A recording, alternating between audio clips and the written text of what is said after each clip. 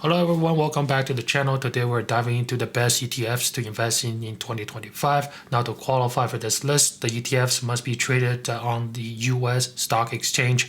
And to better structure this video, I categorize the ETFs into two groups. Okay, number one is broad market index ETFs. These are the core holding long-term stable investment type of ETF that are still very relevant in 2025. The second group would be thematic ETFs. These are focusing more on trends and it has a higher risk reward ratio. Okay, so let's get started. And the first group we're going to talk about is broad market index ETF. These are great for long-term investors who want a more diversified and a steady growth.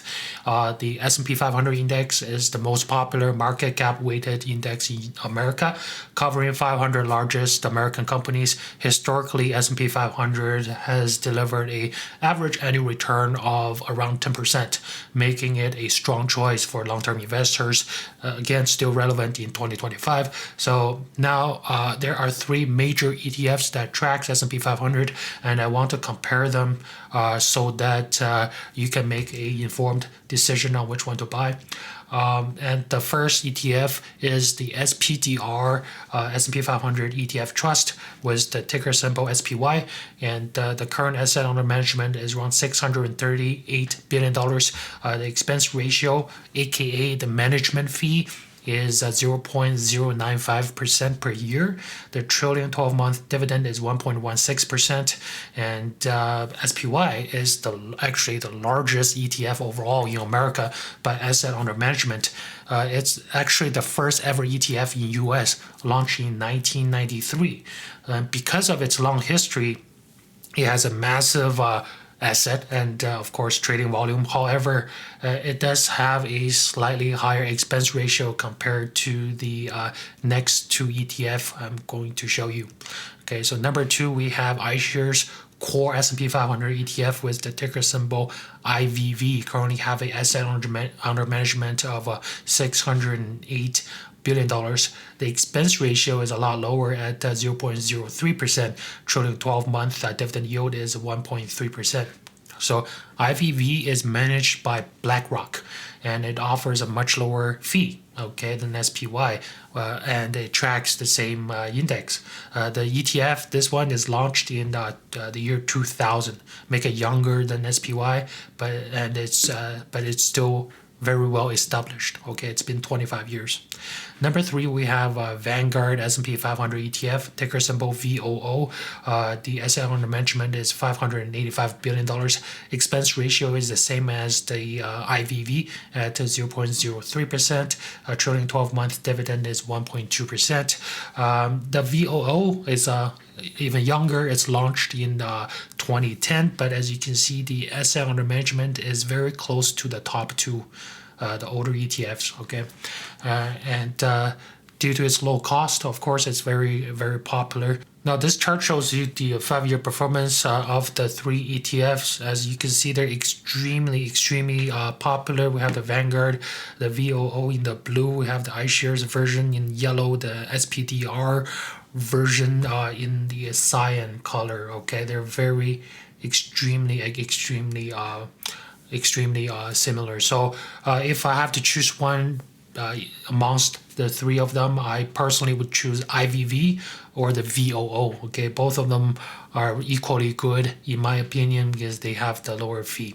Next up, we're going to talk about ETFs that tracks NASDAQ 100 index. That's the index that focuses on 100 largest market cap stocks listed on NASDAQ exchange. And they're usually the most innovative and high growth companies in America. It doesn't include any financial companies. Okay, so NASDAQ 100 leans more towards growth stocks in comparison to S&P 500, especially in the technology sector, and also other sectors that are not considered technology who have a large cap. They are also actually very involved. Most of them are very involved in the technology stuff as well. For example, Amazon, for example, Tesla, even the cars are driven by AI, right? Everything large cap pretty much have something to do with technology, okay? And of course, we have Apple, Microsoft, NVIDIA, everything is in NASDAQ 100, making it a great choice for investors who are comfortable with higher risk and higher reward, betting on the future of technology and innovation. Okay, so historically, NASDAQ 100 has outperformed the S&P 500, delivering higher return but more volatility. So if you're comfortable with that level of risk, a little bit higher risk, okay, so this ETF might be for you. And the first ETF I'm going to cover is Invesco QQQ Trust with a ticker symbol QQQ. And the asset under management is $333 billion with the expense ratio of 0.2%, trailing 12-month dividend of 0.53%. QQQ is one of the most well-known ETFs in US, and it's currently the fifth largest ETF by asset under management. It was started in the year 1999, making it the go-to NASDAQ 100 ETF for any investors. Number two, we have the ETF from the same company doing the same thing, tracking the same index. It's called the Invesco NASDAQ 100 Index with the ticker symbol QQQM. Okay, asset under management is $43 billion. Expense ratio is lower, 0.15%. Trailing 12-month dividend, 0.58%. So the QQQM is also called the mini QQQ because it's launched in 2020, very young. But it, however, is quickly gaining a lot of popularity because of the lower expense ratio. And it's tracking the same index, okay? So if you look at the performance of the two, this is the 1-year performance because QQQM doesn't have 5-year performance yet. It's too young. They're extremely identical, right? The 1-year performance is extremely, like 0.01% difference. That's like the spread, pretty much the spread of the bid and ask. So they're literally the same thing, okay? But the main difference is the cost. QQQM has lower expense ratio. Okay, so I think it's a better choice for long-term investors. So out of the two, I choose QQQM. There is also a type of broad market ETF called total market ETF. It captures all U.S. stocks, including small, mid, large cap. Even though some of them are market cap weighted, but most of them have thousands of stocks. Okay, it's just way too much diversification for my preference. So I personally prefer ETFs that focus solely on large cap or maybe a little bit mid cap stocks, a little bit more concentrated in those type of things because historically speaking, the large cap stock has been doing great, right? The S&P 500 and NASDAQ 100, and they automatically phase out underperformers. So if a stock dies down, like the GE, right? If it underperforms, it slowly goes down on the ranking as the ETF rebalances, making those broad market ETFs are very good for long-term holders, right? Because it helps you passively choose what company you're investing in. Peter Lynch famously said, let your winners run, cut your losers, okay? So I think those large cap ETFs naturally follow the principle as it continues to rebalance, keeping the top performers in your portfolio, okay? The next one, I'm going to talk about the second group of ETFs, which are thematic ETFs. The thematic ETFs focuses on specific sector or trends. The two themes I think that will do well or perform well or have the potential to perform well in 2025 are number one, cryptocurrency and blockchain ETFs, because Donald Trump has been very vocal about supporting Bitcoin and cryptocurrencies. Even himself created a meme coin. So number two, we have artificial intelligence ETFs because AI is continuing to grow and innovate, and we're seeing stronger models coming out of Google, coming out of course, OpenAI, the number one in this space. The capabilities are getting more and more like an AGI, making AI sector continue to be exciting investment in 2025, I believe. So. But one thing to note is because thematic ETFs are riskier, I don't think they are necessarily good for long-term holding, because themes can rise and fall in popularity. Maybe this year they're talking about something, maybe 3 years down the line they don't talk about it anymore. Okay, it's something else.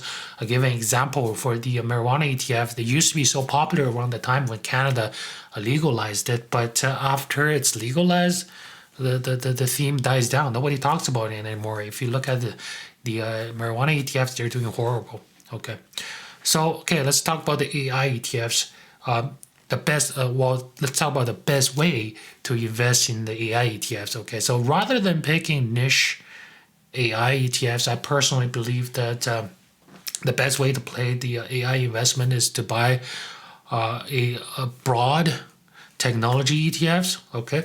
Because the top large cap technology companies are usually major AI players, okay? But the technology ETFs also include diversified technology firms, which make it a little bit safer play than a pure AI ETF, okay? And compared to QQQ, the Nasdaq 100 ETF, which just talked about, the technology ETF have an even higher risk-reward ratio because it has a higher weighting towards the tech sector and less diversified that way. And the first ETF we're going to talk about is iShares US Technology ETF with the ticker symbol IYW. It follows the Russell 1000 technology index.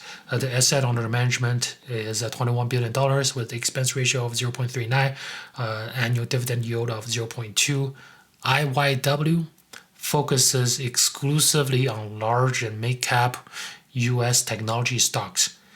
But it's defined not by S&P, it's defined by the Russell 1000 technology index. And this one is a market cap weighted ETF. And this chart here is showing you the top 10 holdings comparison of the IYW on the left and the QQQ on the right. As you can see, IYW has a higher concentration on the top holdings. As you can see, right? And we have 15, 14, 14%.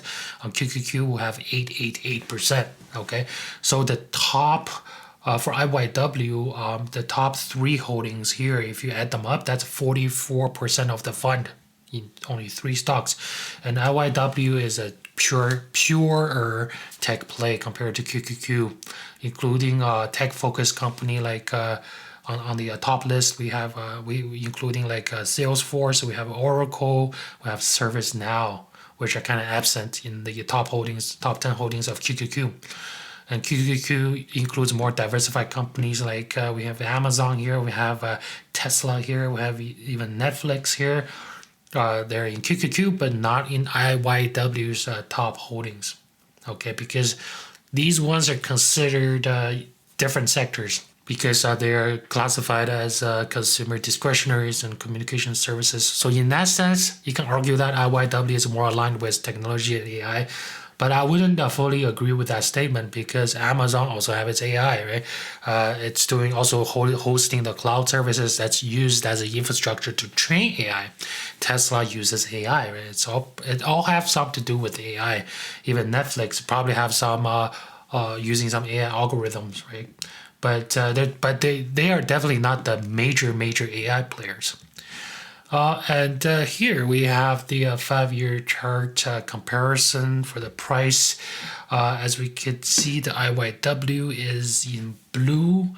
On the yellow one, we have the QQQ. The IYW outperforms QQQ even for the past 5 years. Okay, so that's very interesting at 165%, with QQQ at 137% gain in 5 years. The other ETF we have that can take advantage of the AI theme is the Technology Select Sector SPDR fund with ticker symbol XLK.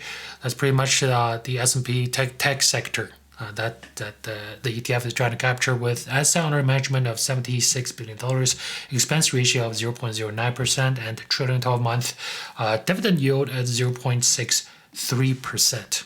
Now let's compare the top 10 holdings of XLK and IYW I just talked about previously. Okay, as we can see for both of them, they both have very high concentration in the top tech stocks. Okay, we have 14, 13, 13. IYW is 15, 14, 14. Very top heavy, very concentrated. However, IYW here, we includes Meta here, and includes Google. Down here, which is Alphabet. Okay, these two are absent in XLK because By S&P standard, these two are classified as communication services. They're not technology companies, but we all know Google is a major player in this space, and Meta can also be considered a major player because they're actually training some actively training some AI models.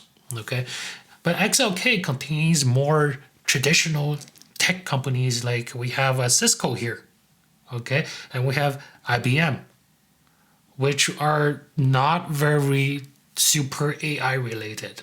Okay, so I think if we compare XOK and IYW is definitely more AI related to me.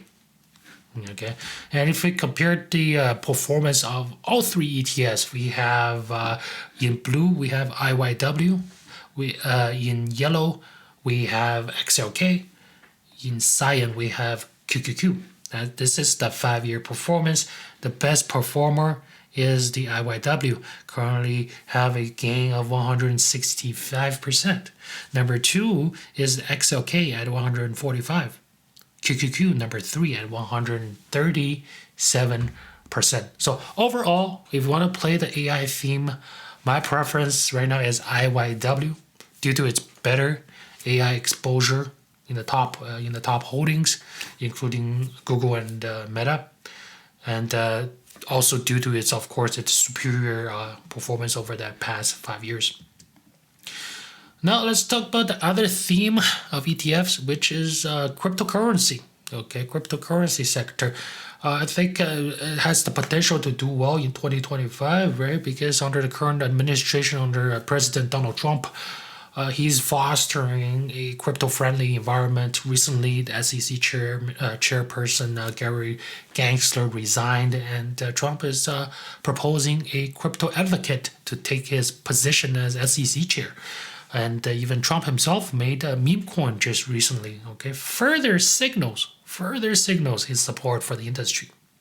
So in January 2024, 11 Bitcoin ETFs were approved, marking the major milestone for cryptocurrency. And this approval allows institutional fund to hold actual Bitcoins. Okay, like the ETFs, they can hold spot Bitcoins. It signals a mainstream adaptation for cryptocurrency, with Bitcoin surpassing $100,000 per coin today. It's undoubtedly one of the hottest thematic trade right now. So what's the best way to invest in cryptocurrency? My personal belief is that the best way is to buy the spot Bitcoin ETF. Okay, the Bitcoin is the first and the oldest cryptocurrency, introduced in 2009. It maintains it remains the largest cryptocurrency by market capitalization, far surpass its competitors. Bitcoin dominates the cryptocurrency, and Ethereum, the second largest cryptocurrency, is far behind in comparison in market cap.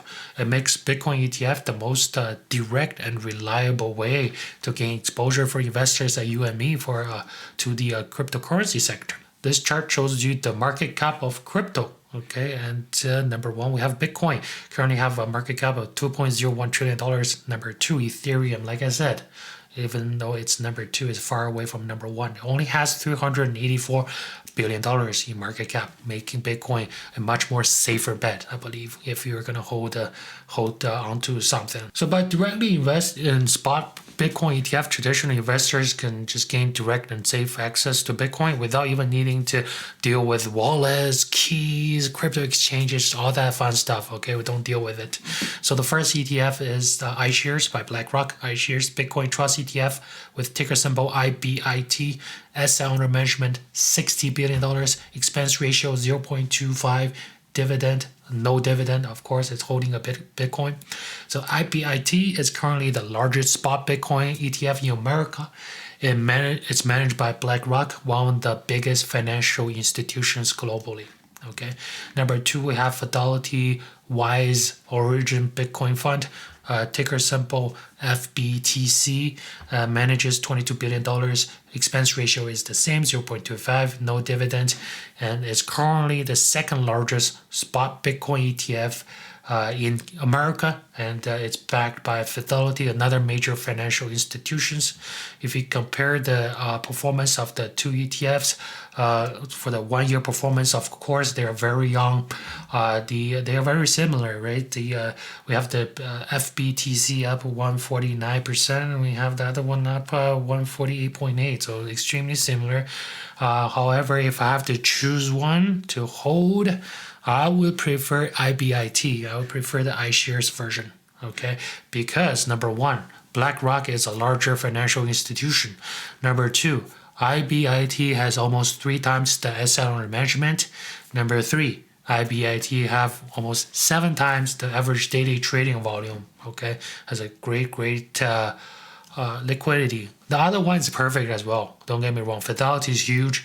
The asset management under management trading volume is good enough. Okay, so that's I want to wrap up for this video. That's all I want to share with you. And here, of course, I included a table, including all of the ETFs, including the categories. Right, the broad market is here. We have the AI tech here. We have cryptocurrency. Everything is here in one table.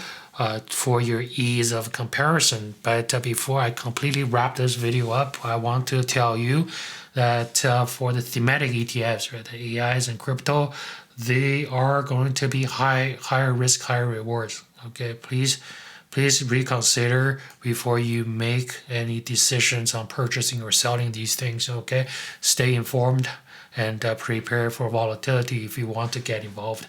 Thank you very much. Please like and subscribe.